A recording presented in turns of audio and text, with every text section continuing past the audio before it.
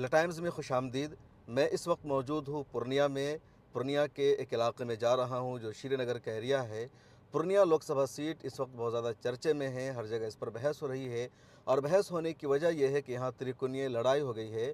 एक आज़ाद उम्मीदवार ने, इंडिपेंडेंट कैंडिडेट ने आरजेडी की महागठबंधन की नींद हराम कर दी है और उस आज़ाद उम्मीदवार का नाम है पप्पू यादव।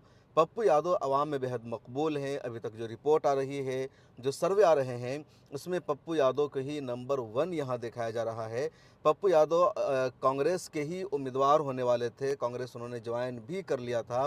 इसके बावजूद आरजेडी ने यहाँ से अपना उम्मीदवार उतारा, कांग्रेस को फैसला वापस लेना पड़ा। उसके बाद पप्पू यादव ने आज़ाद उम्मीदवार के तौर पर चुनाव लड़ने का फैसला किया। उनको कैंची छाप का चुनाव चिन्ह मिला है। 24 तारीख तक यहाँ चुनाव प्रचार रहेगा और 26 अप्रैल को यहाँ वोटिंग होगी, यानी दूसरे चरण में।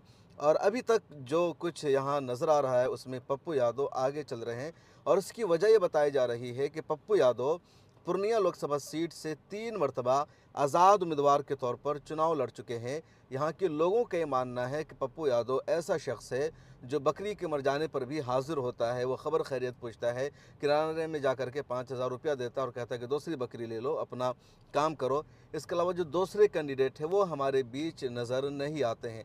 इस वक्त 3 लोग यहाँ चुनाव लड़ रहे हैं। पप्पू यादव आज़ाद उम्मीदवार के तौर पर चुनाव लड़ रहे हैं। पहले भी 3 मरतबा वो यहाँ के एमपी रह चुके हैं।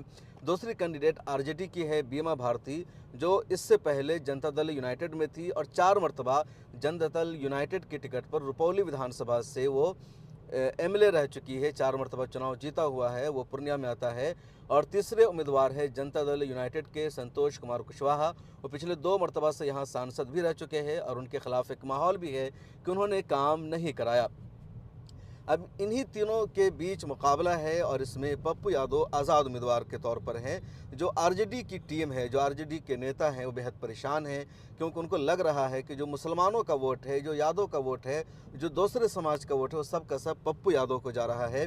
पूर्निया लोकसभा सीट पर तकरीबन 40% मुसलमानों का वोट है और कई मरतबा यहाँ से मुसलमानों को जीत भी मिली है, जैसे मोहम्मद ताहिर को कांग्रेस से, इसी तरह इस्लामुद्दीन को या तस्लीमुद्दीन साहब को यहाँ से जीत मिल चुकी है। लेकिन इधर जो सेकुलर पार्टियां हैं मुसलमान को पूर्निया से टिकट नहीं देती है। हालांकि देखा जाए तो पूर्निया मुस्लिम बहुल लोकसभा क्षेत्र में है क्योंकि यहाँ 40% से ज़्यादा मुसलमानों का वोट है। इसके बावजूद अब टिकट नहीं दिया जाता है, इस मरतबा भी नहीं दिया गया। तो सबसे ज़्यादा जो यहाँ रोल प्ले करता है मुसलमानों का वोट, उसके अलावा यादव का वोट है और दूसरी जातियों का वोट है। तो मुसलमानों में बहुत ज़्यादा पप्पू यादव की मकबूलियत है। यादव वोट भी तकरीबन पप्पू यादव को दे रहा है। जो दूसरे समाज का वोट है या दलितों का वोट है वो भी पप्पू यादव के साथ है। जो लोग ग्राउंड पर है, ख़ुद मैं जा रहा हूँ तो देख रहा हूँ, इन लोगों का कहना है कि सभी जातियों में, सभी तबका में पप्पू यादव की मकबूलियत है और सभी लोग उसके चाहने वाले हैं।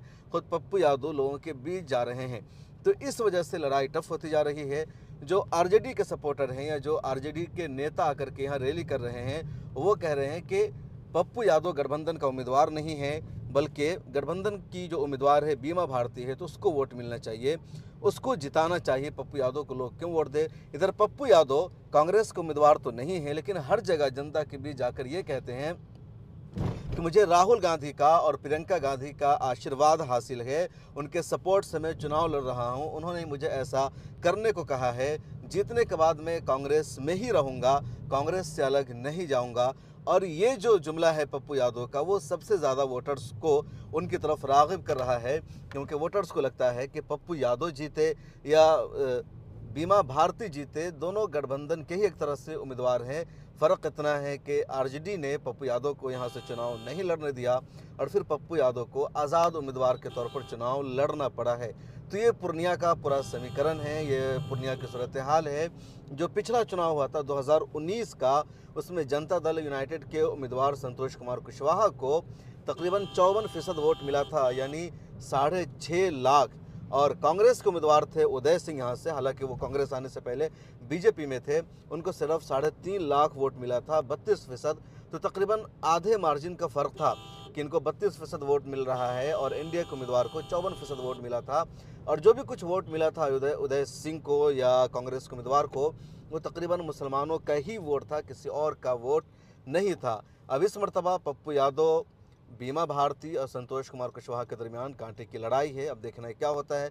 मैं भी पूर्णिया में ही मौजूद हूँ, एक जगह जा रहा हूँ, वहाँ लोगों से जानने की कोशिश करेंगे, उनके ख़यालात जानेंगे कि उनके मन में क्या है और वो किसको और क्यों पूर्णिया का सांसद बनाना चाहते हैं। आप अगर पूर्णिया से ताल्लुक़ रखते हैं, इस वीडियो को देख रहे हैं, तो कमेंट सेक्शन में अपनी राय ज़रूर लिखिए।